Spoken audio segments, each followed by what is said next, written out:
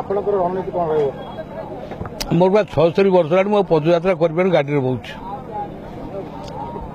ଲୋକ ସମ୍ପର୍କ ଯିଏ ହରେଇଥାନ୍ତି ସେ ମଝିରେ ମଝିରେ ଆସି ତାକୁ ରିନ୍ୟୁ କରନ୍ତି।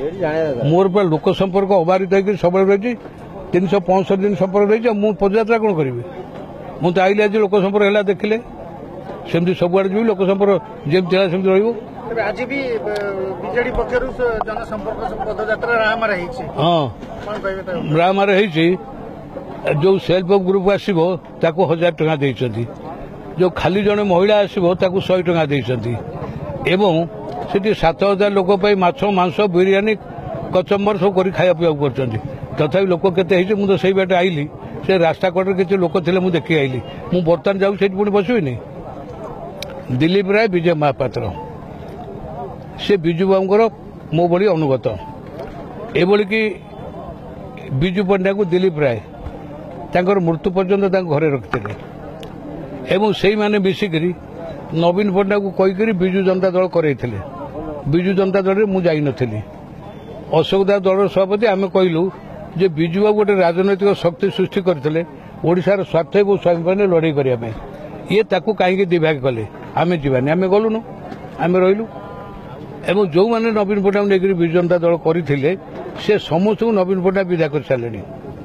ଆଉ ଯେଉଁମାନେ ବିଜୁବାବୁଙ୍କୁ ଦେଖିନଥିଲେ, ଜାଣିନଥିଲେ, ବିଜୁବାବୁଙ୍କ ସଭାକୁ ଟେକା ପକାଉଥିଲେ, ଚୋରି ଦ୍ୱାଚୋରି ତାଙ୍କ ନାଁରେ ଗଣ୍ଡା ଗଣ୍ଡା ମକଦ୍ଦମା, ଆଜି 47 ଜଣ ବିଧାୟକ ମନ୍ତ୍ରୀଙ୍କ ନାଁରେ ସିବିଆଇ ଇନକ୍ୱାରି ଚାଲିଛି। ଚିଟ୍ ଫଣ୍ଡର ସେ କ'ଣ ତା ନା ଶ୍ରୀଶ୍ୱରର ପ୍ରଶାନ୍ତ ଦାସ, ତାର ଗୋଟେ ଅଡିଓ ସିଡି ସେ ନିଜେ କହିଛି ଯେ ବିଜୁ ଜନତା ଦଳର 47 ଜଣ ବିଧାୟକ ମନ୍ତ୍ରୀମାନଙ୍କୁ 550 କୋଟି ଟଙ୍କା ସେ ଦେଇଛି। ସିଡିଟା ଦିଆଯାଇଛି ସିବିଆଇ ଇନକ୍ୱାରି କରୁନି। ତେଣୁ ସେଇମାନେ ବର୍ତ୍ତମାନ ଜମା ହେଇଛନ୍ତି।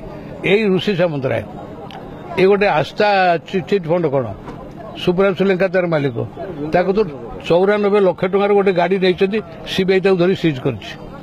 ହଁ, ଏଇଠି ସେ ଆଇଓସିଏଲ୍ରେ କାମ କରିବ ବୋଲି ବମ୍ ପକେଇକରି ଆମର 5-5ଟା ଲୋକଙ୍କୁ ମାରିଛି। ତାର ବେପାର କରିବା ହେଉଛି ଉଦ୍ଦେଶ୍ୟ। ବେପାରକୁ ସୁଗମ କରିବା ପାଇଁ ସେ ରାଜନୀତି କରୁଛି, ଲୋକଙ୍କ ସେବା କରିବା ପାଇଁ ରାଜନୀତି କରୁନାହିଁ।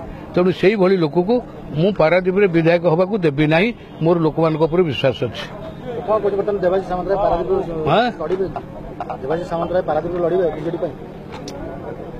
ଗଣତନ୍ତ୍ରର ଅଧିକାର, ତାଙ୍କ ଦଳ ଯଦି ତାଙ୍କୁ ଟିକଟ ଦେବ ସେ ଲଢ଼ିବେ, ସେ ଭୋଟରେ ଛିଡ଼ା ହେବ ନା, ଲଢ଼ିବେ କାହା ସାଙ୍ଗରେ? ଗୋଟେ ପଟେ ଦେବାଶିଷ ସାମନ୍ତରାୟ, ଗୋଟେ ପଟେ ଅନ୍ୟ ପଟେ ରହିଲେ ବାପି ସର୍କଲ। କେମିତି ଆପଣ ତାଙ୍କ ସାଙ୍ଗରେ ଲଢ଼ିବେ? ସେ ବଢିଆ, ସେ ଲଢ଼ାଲଢ଼ି ହେବେ, ମୋର ଭୋଟ ଦେଇକି ଯିବେ ଆଉ କ'ଣ?